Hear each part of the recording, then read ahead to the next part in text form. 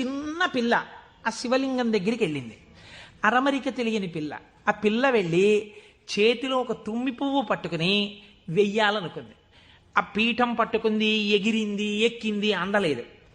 ఆ పిల్ల ఏడుపు మొదలెట్టి శివా శివా నువ్వు నాకు అందట్లేదు, పువ్వు ఎలా వేయనంది.